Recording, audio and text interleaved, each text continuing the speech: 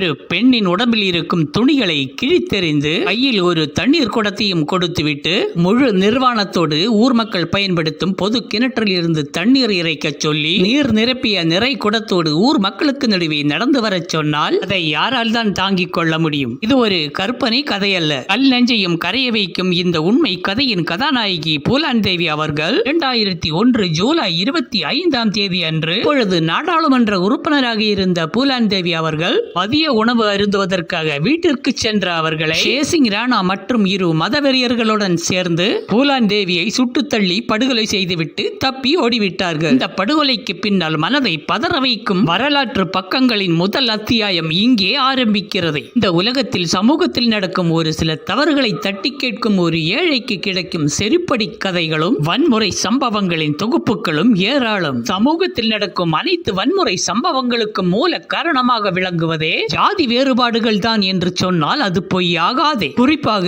உயர்ந்த ஜாதி தாழ்ந்த ஜாதி என்ற ஒரு கோட்பாடு ஆதி காலம் முதல் இந்த காலம் வரை அழிக்க முடியாத ஒரு கரையாக மனித வாழ்க்கையை பதம் பார்த்து வருகிறது என்று சொன்னால் மிகையாகாதே. 1963 ஆகஸ்ட் 10ஆம் தேதி உத்தரப்பிரதேஷ் மாநிலம் யமுனை நதி கரையோரம் ஒரு சிறு கிராமத்தில் பிறந்தவர் பூலாந்தேவி அவர்கள். இவருடைய தந்தை தேவி தின்னவர்களுக்கு பிறந்த 2 பெண் குழந்தைகளில் இவரும் ஒருவர். இவர்களுடைய பூர்வீகம் ஒரு வசதி வாய்ப்புகள் நிறைந்த குடும்பமாக இருந்தாலும் இவர்களின் அப்பா வழி சொந்தங்களில் ஏற்பட்ட தில்லு முள்ளு பாக பிரிவினைகளில் ஏற்பட்ட சண்டை சச்சரவுகளில் வெறும் அற்ப சொத்துக்களோடு வெளியேற்றப்பட்டவர் பூலாந்தேவியின் தந்தை தேவி தின் அவர்கள். இவர்களது குடும்பம் மல்லாக்கர் என்ற ஒரு தாழ்ந்த வகுப்பை சார்ந்த குடும்பம் ஆகும். இவர்களிடம் இருக்கும் சொற்ப நிலத்தையும் அட்டி பறிப்பதற்காக பொய் ஆவணங்களை தயாரித்து மோசடி பேர் வழியில் ஈடுபட்டவர் பூலாந்தேவியின் பெரியப்பா ஹரிலால் என்பவரும் அவரது மகன் மையாதீன் என்பவர். பூலாந்தேவி அப்பொழுது வெறும் 10 வயதுடைய ஒரு சிறுமியாக இருந்தாலும் அப்பா வழி சொந்தங்கள் செய்யும் தவறுகளை தட்டி கேட்டு ஊர் பஞ்சாயத்து வரைக்கும் இழுத்து கொண்டு வந்த. இதனால் வாயாடி என்ற பட்டமும் பூலாந்தேவிக்கு உண்டு. இதனால் அப்பா வழி சொந்தங்களிடம் அடிக்கடி சண்டை சச்சரவுகளில் ஈடுபட்ட பூலாந்தேவியை திருமணம் செய்து வைத்து அயல் வீட்டுக்கு அனுப்பினால் எல்லாம் சரியாகிவிடும் என்று நினைத்து தன்னுடைய 11வது வயதில் 30 வயதை தாண்டிய புட்டிலால் என்ற ஒரு நபருக்கு திருமணம் செய்து வைக்கிறார். இப்படி ஒரு குழந்தை திருமணத்தை நடத்திய பெற்றோர்கள் பெண் வீட்டு சீதனமாக ஒரு கறவை மாடு பசுவையும் ஒரு சைக்கிளையும் கொடுத்து புட்டிலாலுடன் வழி அனுப்பி வைத்தார்கள். திருமணம் என்றால் என்னவென்றே தெரியாத அந்த பிஞ்சு குழந்தை அந்த கணவர் வீட்டுக்கு சென்று படாத பாடுகளும் கெடாத கேடுகளும் ஏராளம். கட்டியவனின் தொல்லைகளுக்கும் கொடுமைகளுக்கும் தகாத அணுகுமுறைகளுக்கும் ஆளாகி கொண்டு அங்கே தாக்கு பிடிக்க முடியாமல் என்னுடைய சொந்த வீட்டுக்கே திரும்பி வந்து விட்டார் பூலாந்தேவி. திருமணம் முடித்த கொஞ்ச நாளிலேயே வீட்டுக்கு திரும்பி வந்த பூலாந்தேவியை பார்த்து ஊர் மக்கள் சிரிக்க ஆரம்பித்தார்கள். இதனால் பெற்றோர்கள் மீண்டும் பூலாந்தேவியை சமாதானப்படுத்திக் கொண்டு மீண்டும் புருஷன் வீட்டுக்கே அனுப்பி வைத்தார்கள். இதனால் மீண்டும் கணவர் வீட்டுக்கே சென்று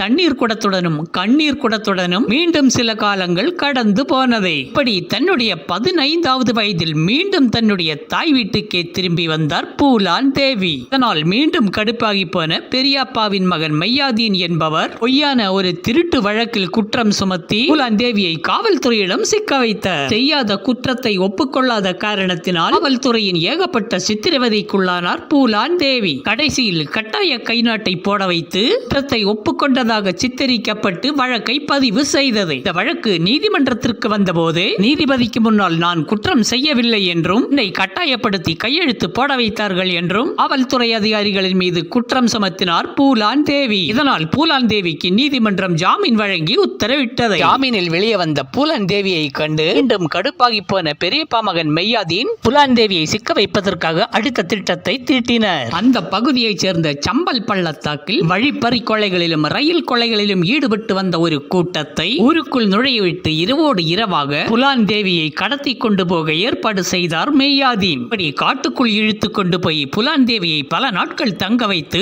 இந்த கொள்ளை கூட்டத்தின் தலைவரான பாபு குஜர் என்பவரால் பலமுறை மானபங்கப்படுத்தப்பட்டு சித்திரவதைக்குள்ளானார் பூலாந்தேவி. இந்த கொள்ளை கூட்டத்தைச் சேர்ந்த விக்ரம் மல்லா என்பவர் இந்த கொடுமையை கண்டு பொறுக்க முடியாமல் இந்த கொள்ளைக்கார தலைவன் குஜர் என்பவரை பல முறை உபதேசித்திருக்கிறார். இருந்தாலும் அந்த குஜர் என்பவரை இந்த கூட்டத்திற்கு நீ தலைவனா நான் தலைவனா நீ சொல்லி நான் என்னை கேட்பது என்ற அகம்பாவத்தில் பூலாந்தேவியை மீண்டும் சித்திரவதை செய்து கொண்டிருந்தார் அந்த கொள்ளைக்கார தலைவன். இதை பொறுத்து கொள்ள முடியாத விக்ரம் மல்லா ஒரு கட்டத்தில் கொள்ளைக்கார தலைவனையை சுட்டுக் கொன்றுவிட்டு இந்த கொள்ளைக்கார கூட்டத்தின் புதிய தலைவராக விக்ரம் மல்லா மல்லா பொறுப்பேற்றார். விக்ரம் மல்லாவும் பூலான் தேவியும் ஒரே மாதிரி தாழ்ந்த வகுப்பை சார்ந்தவர் ஆவார். தாழ்ந்த வகுப்பை சார்ந்தவர் ஒரு கொள்ளை கூட்டத்துக்கு தலைவனாக இருப்பது இந்த கூட்டத்துக்குள் இருக்கும் ஒரு சிலருக்கு மனக்கசப்பு இருந்து வந்தது. விக்ரம் மல்லா தலைவனான பிறகு பூலான் தேவிக்கு நிறைய துப்பாக்கி சுடும் பயிற்சிகளும் ஆபத்துக்கள் வரும்போது எப்படி தப்பித்துக் கொள்வது என்ற பயிற்சிகளும் சொல்லிக் கொடுத்து பூலான் தேவியை மெருகேற்றி வந்தார். மிகவும் அன்போடு பழகி வந்த இருவரும் காலப்போக்கில் இருவரும் காதலிக்க ஆரம்பித்தார்கள். இது மட்டுமல்லாமல் பூலான் தேவிக்கு கொள்ளை கூட்டத்தில் முக்கிய இடம் கொடுத்து புதிய பொறுப்புகள் வழங்கினார். தன்னுடைய திறமையை வளர்த்து கொண்ட பூலான் தேவி தன்னை கொடுமைப்படுத்தியவர்களை எல்லாம் பழி வாங்க வேண்டும் என்று மல்லாவிடம் தெரிவித்தார். இப்படி விக்ரம் மல்லாவின் துணையோடு முதல் பணியாக தன்னை குழந்தை திருமணம் செய்த புட்டிலால் என்பவரை ஊருக்குள் புகுந்து தரதரவென்று இழுத்து வெளியில் கொண்டு வந்து கழுதை மேல் உட்கார வைத்து ஊர் மக்களுக்கு நடுவே அலம்பர செய்தது மட்டுமல்லாமல் அவனை காட்டுக்குள் இழுத்து கொண்டு போய் ஒரு மரத்தில் கட்டி வைத்து என்னுடைய ஆத்திரம் அடங்கும் வரை கதற கதற அடித்து அலற விட்டாள் பூலான் தேவி. தலித் வகுப்பை சேர்ந்த பூலான் தேவியும் விக்ரம் மல்லாவும் கொள்ளை கூட்டத்திற்கு தலைவர்களாக இருந்து ஆதிக்கம் செலுத்துவது கூட்டத்தில் இருந்த மேல் ஜாதிக்காரர்களுக்கு எரிச்சலை ஏற்படுத்தியது. இதனால் சமயம் பார்த்த சதிகாரர்கள் விக்ரம் மல்லாவை சுட்டு தள்ளிவிட்டார்கள். இதனால் தன்னுடைய பாதுகாப்பு கவசம் இழந்தது போல் பூலான் தேவி செய்வதறியாமல் தவித்து நின்றார். இந்த சம்பவம் 1980 ஆகஸ்ட் 13ஆம் தேதி நடந்தது. இந்த சந்தர்ப்பத்தை பயன்படுத்தி கொள்ளைக்கார கூட்டம் பூலான் தேவியை பீமாய் கிராமத்து மக்களான தாக்கூர் மேல் ஜாதிக்காரர்களிடம் தரதரவென்று இழுத்து கொண்டு போய் ஒப்படைத்தார்கள். இப்படி பீமாய் கிராமத்தில் ஒரு அறைக்குள் 3 வாரங்கள் சிறைப்பட்டு கிடந்த பூலான் தேவியை பெண் பித்தர்களான சிறியோர்கள் முதல் பெரியோர்கள் வரை அவரவர் ஆசைகளை தீர்த்து பதம் பார்த்து சென்றார்கள். மட்டுமல்லாமல் பூலான் தேவியை நிர்வாணப்படுத்தி ஒரு பொது கிணற்றில் இருந்து தண்ணி இறைக்க வைத்து ஊர் மக்களுக்கு நடுவே நடந்து வர செய்தார்கள். இப்படி இருக்கும்போது கொள்ளை கூட்டத்தில் இருக்கும் மான்சிங் என்ற ஒரு கொள்ளைக்காரன் பூலான் தேவிக்கு உதவ முன் வந்தார். பூலான் தேவியை அங்கிருந்து தப்பிக்க வழிவகுத்து கொடுத்து பழைய கொள்ளை கூட்டத்தில் இருந்து விலகி பூலான் தேவியுடன் கூட்டணி சேர்ந்து புதிய கொள்ளைக்கார சாம்ராஜ்யத்தை உருவாக்கினார். இந்த கூட்டத்திற்கு பூலான் தேவி தலைமை தாங்கினார் என்பது குறிப்பிடத்தக்கது. கொஞ்சம் காலத்திற்கு பிறகு அந்த கொள்ளைக்கார சங்கம் வலிமை பெற்ற பிறகு பூலான் தேவியை நிர்வாணப்படுத்தியும் மானபங்கப்படுத்தியும் மனப்படுத்திய பீமாய் கிராமத்துக்குள் புகுந்தது தேவியின் மல்லாக்கர் கொள்ளை சங்கம்.